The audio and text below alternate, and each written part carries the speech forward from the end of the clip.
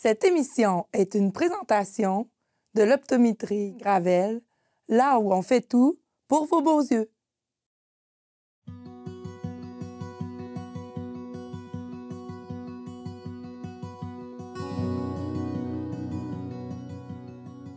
Allô, bonjour, je suis Grace Oulayi et je vous souhaite la bienvenue à notre belle émission La Parole aux aînés.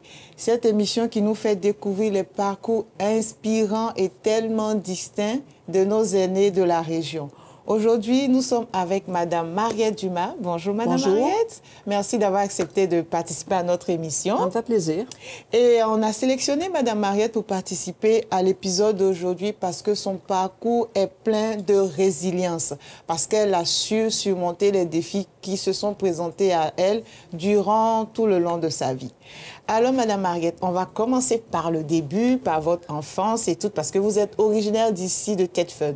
Oui, je suis née à Pont-Brillant, mais j'ai déménagé à 2 ans à Thetford. D'accord. Donc, c'est ici que vous avez passé toute votre enfance? Tout à fait, oui. D'accord. Et comment c'était avec les parents, vos frères et sœurs? Comment c'était la vie à la maison? C'était une belle relation, oui. Une belle relation. Avec les parents. Puis j'avais un père qui était formidable, puis une mère aussi, qui était très formidable.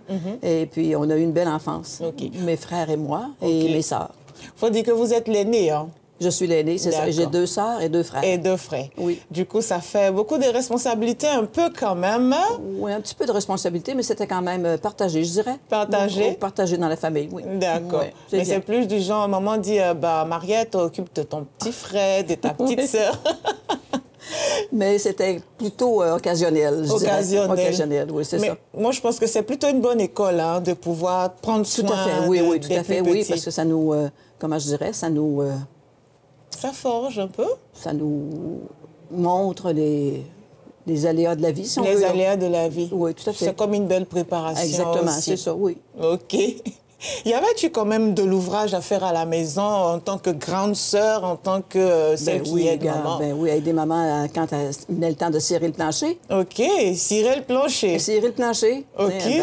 À 7 dans une maison, il faut que ce soit fait souvent pour que ce soit propre. Hein? OK. Alors, regarde... Avec les chaussons sur le plancher pour le cirer comme il faut, là. C'est avec les pieds, là? Avec les pieds, puis des chaussons de laine. Des chaussons de laine pour cirer le plancher. Oui, madame. Ben ça, de nos jours, ça n'existe plus, là. J'imagine. On a toutes des vadrouilles, là, pour faire la job. Mais on remonte loin, là. Hein? Ah oui, oui, oui, j'imagine, là, bien. On remonte loin beaucoup, là. Est-ce que vous pouvez nous donner un de vos plus beaux souvenirs d'enfance avec vos frères et sœurs et toute la famille? Toute la famille, ben, oui. Les dimanches, mon père, on sortait avec l'auto, on allait faire des tours d'auto. Des tours d'auto? Oui. Okay. Et puis l'été, on avait un oncle qui avait une villa, ça s'appelait la villa à Pont-Brillant. À Pont-Brillant, oui. Et puis, on allait là les dimanches quand il faisait beau, les samedis, les dimanches quand il faisait beau, on allait se baigner. Se baigner là? Oui, on allait se baigner. Et puis après ça, mes parents ont eu aussi au lac Joseph, aussi un terrain. Et puis, on allait là souvent. Là, souvent. Donc, c'est vraiment des sorties de famille, là. Oui, c'est ça, tout à fait, oui. OK. Oui. Ça a dû être beau. Ça vous donne plein de souvenirs, des affaires avec les frères et les sœurs à raconter. Oui, parce que quand je vous dis qu'on allait... Pont-Brillant? Pas à Pont-Brillant, que je veux dire... Le terrain de vos parents? Oui, c'est ça. Quand il y a eu l'inondation à Thetford, en 1956, si ma mémoire est bonne, il y a eu une inondation. Nous, on était au chalet, là. D'accord. Puis on s'en venait vers Thetford, puis on a rencontré une voiture qui montait au lac. Et il a perdu sa femme et ses enfants. Oh là là! Oui, on a eu tellement de peine, là. C'était triste, là. Franchement. Monsieur oui, il montait, lui, pour s'en retourner au chalet, puis nous, on descendait à Thetford. À Thetford. On a fait ça comme ça. C'est quelque chose. Trop triste, là. C'est quelque chose à vivre. Oh là là. Quand on a... oui, c'est ça. C'est triste, mais c'est ça, parce que c'est la vie, hein? On ne peut pas rien y faire. Non, on ne peut pas rien y faire. C'est des choses qui arrivent. C'est ça, tout à fait. D'accord. On revient à vous. Oui. Alors, vous continuez vos études et puis vous allez en école pour avoir une formation pour devenir secrétaire. C'est ça, oui, tout à fait. À l'école Saint-Alphonse. À l'école Saint-Alphonse, oui. Un cours de commerce. Cours de commerce. Oui, c'est ça. Il faut dire qu'à l'époque, il n'y avait pas beaucoup de choix de métiers pour... non, il y avait secrétaire, il y avait enseignante. Enseignante. Bah. Il y avait infirmière. Infirmière. Oui. Ah oui, c'était genre des jobs prédestinés pour les madames. Oui, exactement, c'est ça. Oui, tout à fait. Mais vous avez choisi secrétaire. Pourquoi? Pourquoi pas infirmière? Non, parce que j'aimais ça, les chiffres et tout ça. Les chiffres. J'ai travaillé toute ma vie là-dedans. Là. OK. Oui. Là, je vois que vous êtes resté même plus de 10 ans là où vous avez commencé à travailler à la fonderie. Lynn McLeod, oui, j'ai travaillé 10 ans là. 10 ans là? Oui, toujours. Est-ce que vous pouvez nous dire un peu? Je suis certaine que la job de secrétaire aujourd'hui, c'est pas la même affaire qu'à votre époque. Ben non, parce qu'il n'y avait pas d'ordinateur, il n'y avait rien de ça. Voilà, il n'y avait pas d'ordinateur. Donc, on faisait tout à la machine. À la machine? Oui, puis après ça, aussi un peu à la main. Et puis, c'était vraiment différent d'aujourd'hui. Oui. J'ai bien envie de savoir. Bon, on va se mettre à l'époque. Oui. Vous arrivez au travail le matin. C'est quoi la première affaire? La deuxième, la troisième, jusqu'à sur l'heure de dîner. C'était quoi votre tâche finalement? Bien là, finalement, tu arrives, tu salues tout le monde. Hein? OK. Après ça, tu t'installes à ton bureau, puis tu commences ta journée. Tu fais... dépendamment des journées, ça peut être différent. Là. À un moment donné, exemple, moi, je m'occupais beaucoup de la facturation puis des commandes. Alors, quand les commandes rentraient à mon bureau, à ce moment-là, moi, je m'occupais de les dactylographier pour les envoyer aux fournisseurs. Oh là là! Ouais. Chaque commande? Chaque commande, oui. C'était quelque chose. Oh là là là, j'imagine! Je me souviens encore de numéros de commande.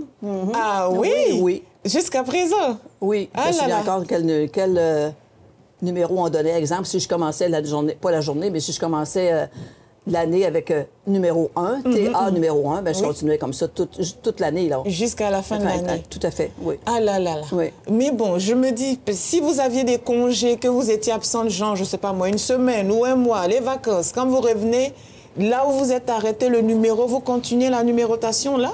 Oui, parce que la personne qui s'occupait des commandes, c'était moi. Alors, on était 2 secrétaires, l'autre s'occupait de d'autres choses, puis moi, je m'occupais de ça. Ouais. Oh là là là là. Mais ça demande... Mais parfois, je dis oui, mais parfois, ça se passait autrement. Peut-être que s'il y avait une urgence, elle pouvait la faire. Elle pouvait le faire. On pouvait le faire. Il n'y avait pas de problème là. Oui, ça demande une bonne coordination aussi entre vous deux. Puis je m'entendais très bien avec la madame en question. Oui, ça, c'est la bonne atmosphère du bureau, là. Mais là, on va venir sur une petite partie. Vous avez parlé de danse, là. Oui, j'ai parlé de danse. Voilà. Oui. Vous avez dit que vous avez fait une école de danse. Vous avez appris à danser. J'ai appris à danser avec M. Laval-Couture à Thetford-Mines. Mon conjoint et moi, on a étudié la danse pendant 10 ans. La danse sociale. Danse sociale, oui. Ça, c'est pas un thème qui est fréquent pour nous autres. Moi, je connais danse de salon, danse classique, danse contemporaine, mais la danse sociale, c'était que, exemple, la cha-cha, le tango, ces choses-là. Ben, ils ont juste changé le nom. C'est ce que nous, on appelle maintenant danse de salon. Bon, peut-être. Parce que j'y vais plus danser maintenant, là, parce que l'occasion se présente pas souvent, donc... je pourrais pas vous dire quel nom on donne aujourd'hui, mais c'était ça, là. OK. Oui. Mais vous avez aimé ça? J'ai adoré. OK. J'ai adoré. Puis on a même fait des spectacles de danse avec monsieur. Oui, ben oui. Des spectacles et tout? Oui, des spectacles. Dans d'autres villes ou bien juste ici à Thetford? À Thetford, oui. À Thetford, oui, c'est ça. Ça se faisait au Club des Élans à l'époque. Oui. Au Club des Élans. On était là, puis oui, on avait beaucoup de plaisir, oui. Vraiment, pendant 10 ans? Oui. Vous avez commencé à quel âge environ? 17 ans, 16-17 ans. 16-17 ans. Oh là là là là. Donc, vous avez déjà rencontré celui qui allait être votre mari autour de cet âge-là? Oui, je l'ai rencontré sur les lieux de mon travail. OK, d'accord. Expliquez-nous un peu comment ça s'est passé. Moi, j'aime bien ce genre de petites histoires. Bien, il travaillait dans le même domaine que moi. D'accord. Et puis, à un moment donné, il y avait un type qui travaillait avec nous qui se mariait. D'accord. En décembre. Alors, il m'approche et disait, est-ce que tu voudrais m'accompagner au mariage de Ernest? OK. Je dis, oui. D'accord. Et ça a continué comme ça. Ah, juste là? Oui. Faut croire que c'était bon présage. Faut croire. Genre, parce que... la première date, c'était un mariage et puis c'est comme... Ça a continué, exactement. Mais vous n'êtes pas mariée tout de suite, là? Non, je voulais pas. Je me trouvais trop jeune. Alors, on s'est mariés. Moi, j'avais 24 ans, mon mari avait 25 ans. D'accord. Du coup, vous êtes côtoyés quand même pendant quelques années, avant de vous marier. Oui, on a sorti ensemble pendant tout ce temps-là. Là. Oui, le temps de la danse, les spectacles et tout. Oui, c'est ça. Fait que ça nous donnait notre liberté, dans le fond, là, tu sais. Oui. Et je n'étais pas obligée de... il s'en allait chez lui, puis moi, je m'en allais chez moi. Bah, c'est bien correct. C'est bien correct. Et après ça, vous avez travaillé aussi à la commission scolaire. Oui. J'ai commencé en 1970 à travailler à la commission scolaire parce que c'était un avantage pour moi. OK. Et puis, j'ai travaillé jusqu'à la temps que je prenne ma retraite. Oh là là, ça fait beaucoup, hein? Oui. Ça fait 20, 30 ans et plus. J'ai travaillé 37 ans au total. Fait que, OK. Ça fait... C'était-tu différent, alors, le secrétariat de l'autre bord à la fonderie et puis... c'est pas pareil, parce que là, ils se vendaient des choses, tandis qu'à la commission scolaire, je faisais pas de commandes, je faisais pas rien de ça, là. Ben là, je travaillais à la finance. À la finance? Oui, OK. Finalement, secrétaire, s'es-tu rendu comptable, là? Non, moi, je n'étais pas comptable. Non, je travaillais pour le comptable. Pour le comptable? Pour le directeur financier, c'est-à-dire qui était comptable de la commission scolaire. OK. Mais c'est toujours des chiffres pareils. Oui, tout à fait. Oui. Les états financiers, les prévisions budgétaires, les budgets mensuels, etc. C'était aussi dactylographié ou bien rendu là, y a-t-il l'ordinateur que vous avez commencé à utiliser? Oui, dactylographié aussi. Oui, comme exemple, quand on faisait les prévisions budgétaires. Je disais on faisait, mais quand mon patron faisait les prévisions budgétaires pour envoyer au ministère de l'Éducation, il fallait que ça soit tapé, là. Oh là là. Et les prévisions budgétaires et les états financiers, il fallait que ça soit tapé aussi pour envoyer des documents assez bien présenté. Assez bien présenté. Oui, tout oh à fait, là là. Oui. Ça a-tu été difficile, la transition entre la machine à taper, là? Parce que moi, mon père, il en avait, je sais, il y va avec un doigt, et puis, genre, le clavier d'ordinateur et tout. Non, ça n'a pas été difficile parce que moi, j'avais fait mon cours là-dedans, donc mais ça n'a pas été difficile. Non, pas du tout, non. Ben, vous êtes bien chaussés parce que mon père, même avec l'ordinateur, il était encore à faire ça. Mais à un moment donné, il va trouver la recette. Il est encore à faire ça. Mais je pense que vous avez fait aussi un petit moment au tremplin. Vous avez aussi travaillé au tremplin? Oui, j'ai travaillé 1 an au tremplin. 1 an au tremplin. J'ai fini ma carrière là. Là, juste là. OK, d'accord. Alors, vous êtes une femme qui avait vraiment toujours travaillé. Hein, parce oui, que... tout le temps. Tout le temps. Même avec les affaires de la famille, il faut gérer les enfants et tout. Les enfants, oui. Mon mari avait un commerce. Je l'ai aidé dans son commerce. J'ai toujours travaillé. Toujours travaillé. J'ai jamais arrêté, non. OK. Oui. Ça a-tu été difficile? Non. De concilier les deux affaires parce qu'à votre époque, il y a beaucoup de madames qui ne travaillaient pas, qui restaient à la maison. Oui, beaucoup. Mais moi, non, je n'ai pas trouvé ça difficile parce que c'est sûr que ça prend un sens de l'organisation assez marqué pour pouvoir passer à travers. Tu sais, si tu veux avoir une maison qui est accueillante, puis si tu veux avoir un travail qui est accueillant, il faut que tu fasses quelque chose. Alors moi, j'ai jamais... C'est sûr que parfois, tu viens fatigué, tu te dis « Ah, mon doux! » Mais non, regarde, c'est correct. Puis moi, je tenais à continuer à travailler. Oui. Est-ce que cette décision-là, ça a-tu été critiqué plus ou moins par l'entourage, peut-être des amis, des gens de l'extérieur? Non, parce que dans ma famille, j'ai une sœur qui est enseignante. Elle a toujours travaillé. Toujours travaillé. J'ai une autre sœur qui a travaillé pour Desjardins, puis elle a toujours continué à travailler. OK. On va dire que c'est un peu de famille, là. Oui, c'est ça, tout à fait. Oui. OK, d'accord. Ah, mais c'est bon. Moi, je félicite votre courage. Parce que pour votre époque, de nos jours, on est comme gens obligés d'avoir comme monsieur qui a un job, madame aussi, pour qu'il y ait 2 entrées d'argent. Mais pour votre époque... Oui, peut-être que ça aidait beaucoup aussi, là, parce que ça, ce salaire-là nous aidait à voyager, à faire des choses. Hein, c'est certain, on avait plus de moyens. Ah oui. C'est bon, ça. Oui. Mais là, je vois aussi que pendant la grève des mines, votre mari a profité pour faire un très beau projet. Oui. Parlez-nous-en, s'il vous plaît. La construction de notre maison, c'est lui qui l'a fait en 1975, lors de la grève des mineurs. Parce que lui, effectivement, il travaillait pour la compagnie Ciment Saint-Laurent. D'accord. Mais à ce moment-là, ça ne s'appelait pas Ciment Saint-Laurent, ça s'appelait L. Gosselin et Fils. D'accord. Et puis, naturellement, toutes les opérations étaient arrêtées. Donc, il en a profité pour construire notre maison. Puis il a fait, il a seulement fait le montage, si on veut, avec une maison qui, lui, était mineur, puis qui travaillait aux mines, puis qui ne travaillait pas. Oui, oui. Ils ont fait ça, puis après ça, il a continué tout seul. Il l'a fait au complet. Ça lui a-tu pris beaucoup de temps pour la construction? Il avait commencé au mois de juin, puis on rentrait dans notre maison le 19 décembre. Sérieux? Oui. Un homme tout seul qui bâtit toute la maison de juin à décembre. Mais il travaillait presque jour et nuit, je dois dire, du lever du jour au coucher du soleil. Au coucher du soleil. Oui, madame. Oh là là là là. Ça demande du courage, là. Parce que même de nos jours, avec les équipes, les machines et toutes les affaires, c'est pas en quelques mois là que tu as la maison au complet. Là. Bien, voyez-vous, vous avez une photo de ma maison aussi, là. Ça, c'est l'arrière de la maison. C'est celle-là qui l'a construite? Oui. Oh là là là là. On va la voir tantôt. OK, ça, c'est le devant. Non, mais elle est vraiment belle. Et puis, c'est vraiment une grande bâtisse que vous avez là. Mais là, malheureusement, elle n'existe plus. Hein? Oh là là, ça, on va en arriver là bientôt parce que... On va revenir un peu à vos valeurs familiales parce que je vois que vous êtes toujours proche de vos enfants, vos petits-enfants, même vos frères et sœurs. Ça compte beaucoup pour vous, ça? Oui, ça compte pour moi, puis ça nous a été inculqué par nos parents. Oui. OK? Oui. Donc, c'est certain que moi, mes frères et sœurs, je les vois encore, puis je les vois peut-être pas autant qu'avant, mais je les vois quand même, tu sais.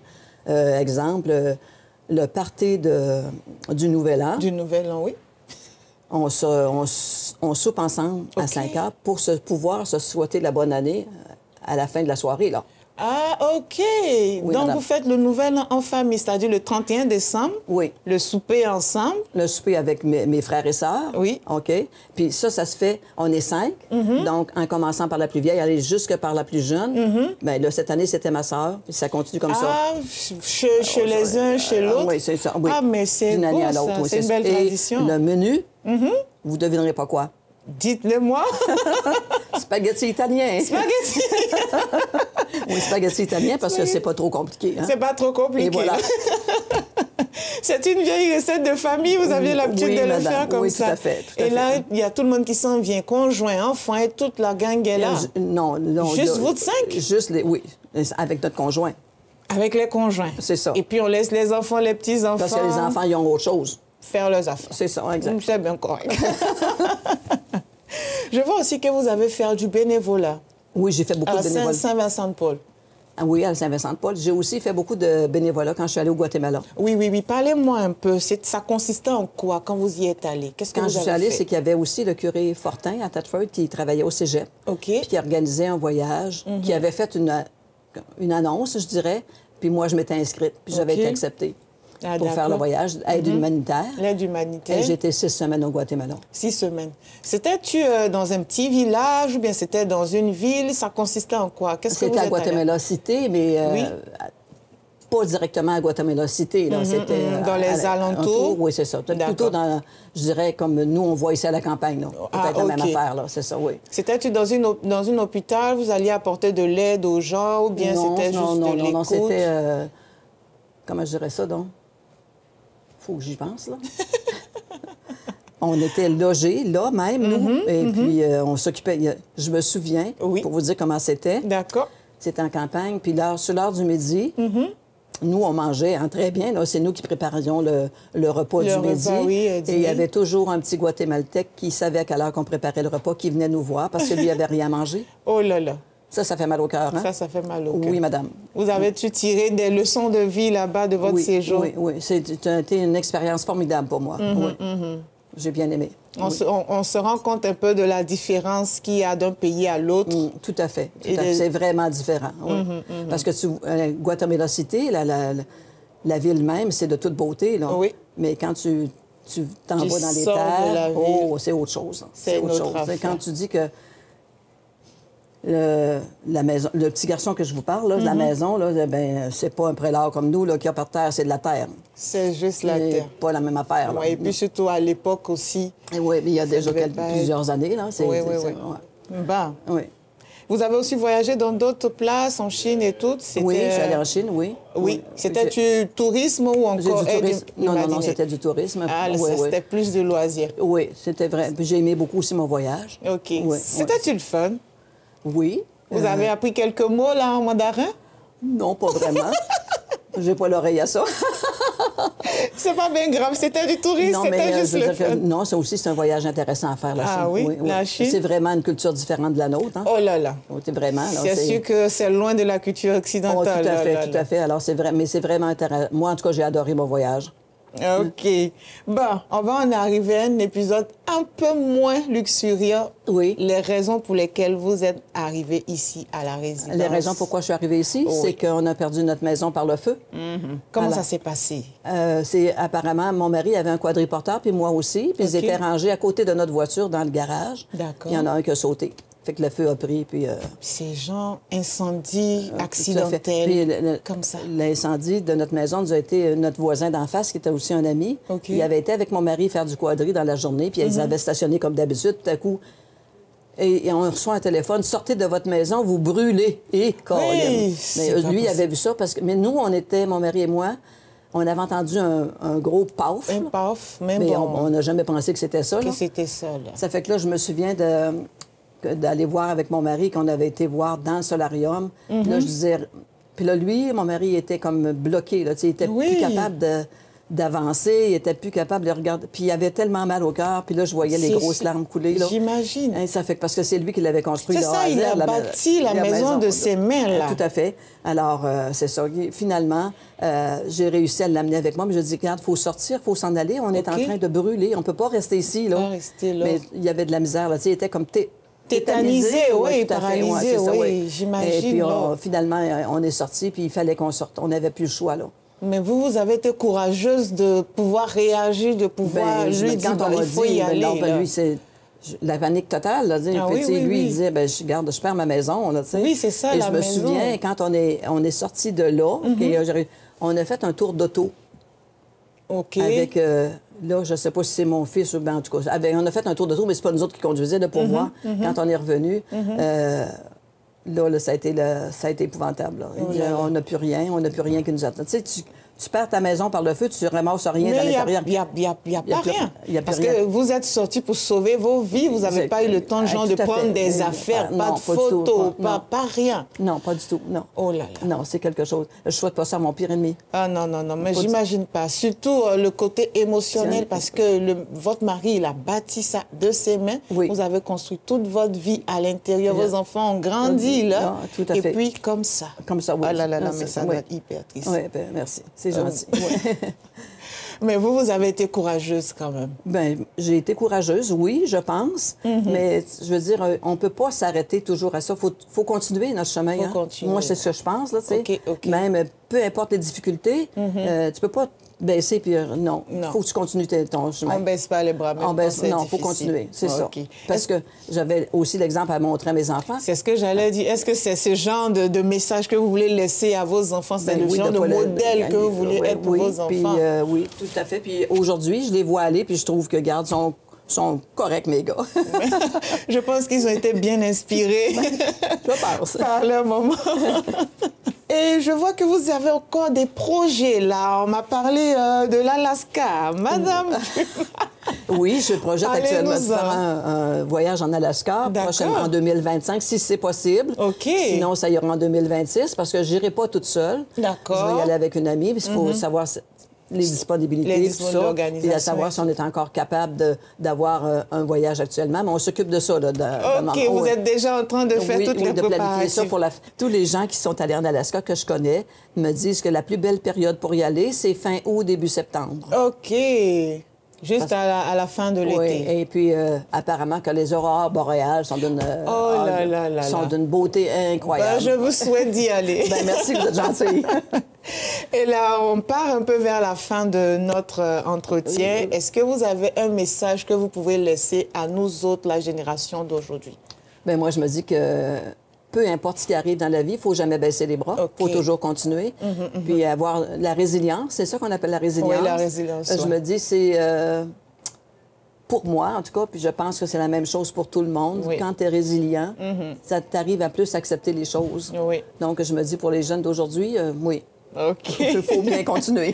En tout cas, merci beaucoup. Bien, ça me fait plaisir. OK. Quel a été, à vous, votre secret pour avoir une vie heureuse? Votre secret à vous, si vous voulez partager. Comme je vous dis, c'est... Comment je dirais bien ça? Donc, c'est de la résilience. La résilience. Oui, puis c'est l'amour de ton conjoint, de tes enfants, de ta famille. Tu sais, moi, j'étais bien entourée dans ma famille, fait que je peux pas...